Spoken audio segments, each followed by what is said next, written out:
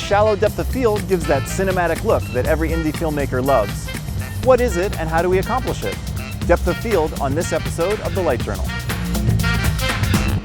Picture Greece in 4th century BC. The great philosopher Aristotle noticed something interesting on one of his walks. It was during a partial solar eclipse. He noticed that tiny spaces between crossed leaves projected little images of the eclipse on the ground. This photo was taken during a recent eclipse. It must be similar to what Aristotle saw. These dapples of light are actually images of the sun. The smaller the hole the light passes through, Aristotle observed, the clearer the image. Here I have a homemade solar eclipse, made from a lighting instrument and a theatrical gobo. And this is a camera obscura, literally a dark room. On the front is a variable aperture to let in different amounts of light. On the back is a piece of vellum, which is semi-transparent, and the image will resolve here.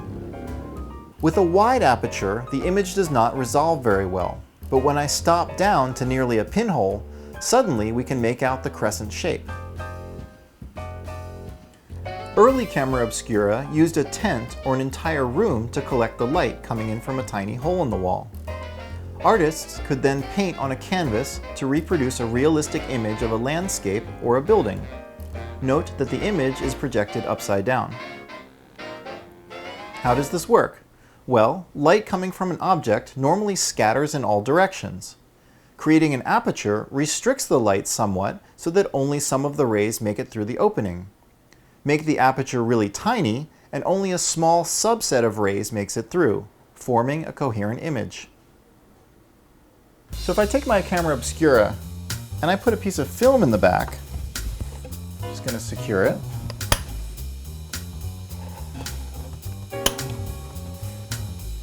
Then I seal it up. And the only opening is this little aperture in the front. What I have is a pinhole camera. Of course, when I do this for real, I have to load it in complete darkness so I don't flash the film. What's interesting is I don't have to worry about focus or even having a lens. Everything will be in focus as long as this aperture is very, very small.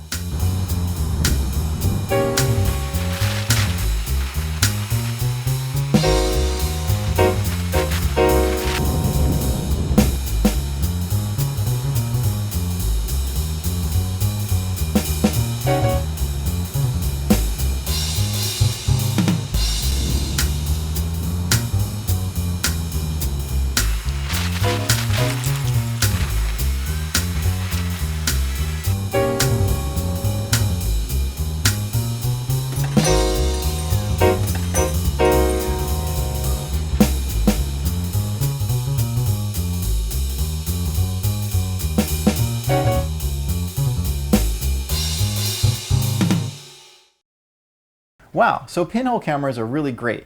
Why do I need a lens at all? Well, lenses allow more light to come into the camera. That means you don't have to expose the film as long, and you can shoot with less light. The glass elements focus the light to resolve an image on the plane of the film. Let's see, I'm aiming this out the window at a distant object.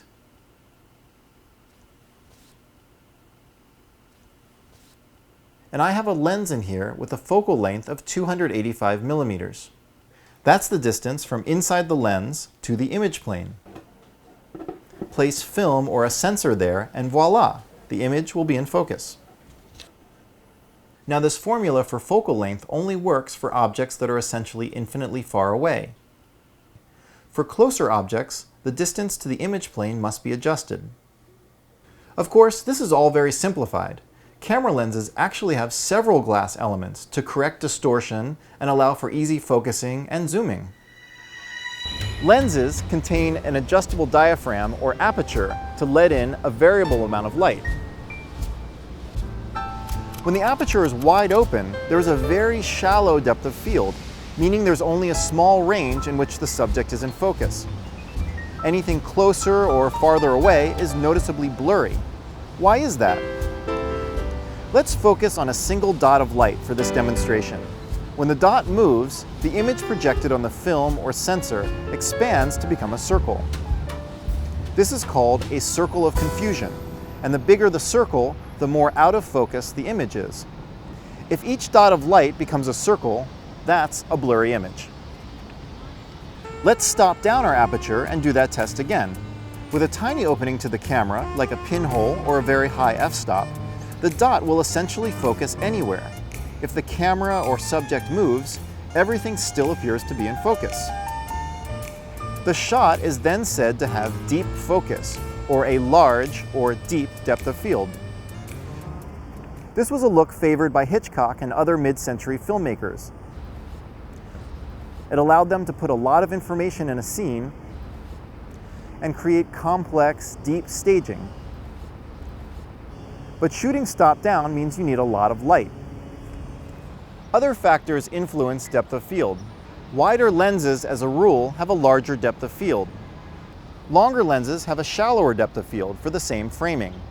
Of course, different focal lengths will also change the composition of the scene, as you can see here. Another factor is the sensor size in the camera. This camcorder has a 1/3 inch type sensor. It's actually 6 millimeters across. This DSLR is a full-frame sensor. It's 36 millimeters across. This camcorder has a variable zoom lens.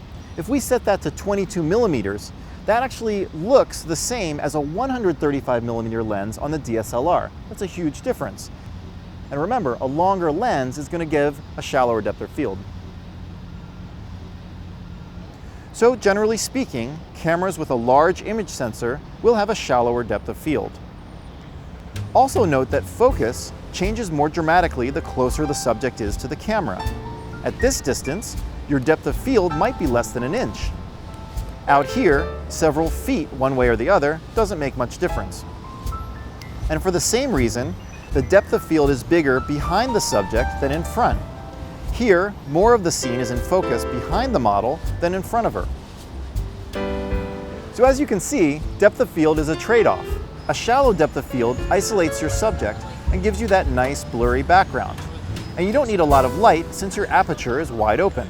However, if you're shooting documentaries or news where you can't set up every shot, or you need a lot of the scene to actually be in focus, it's going to be a struggle to keep everything sharp.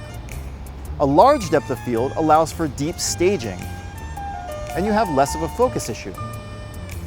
But since you're using a small aperture, you'll either need a lot of light or a more sensitive camera setting, which can introduce image noise.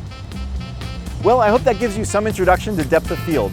There's more information on our website. Until next time, I'm Sandy Chase for the Light Journal.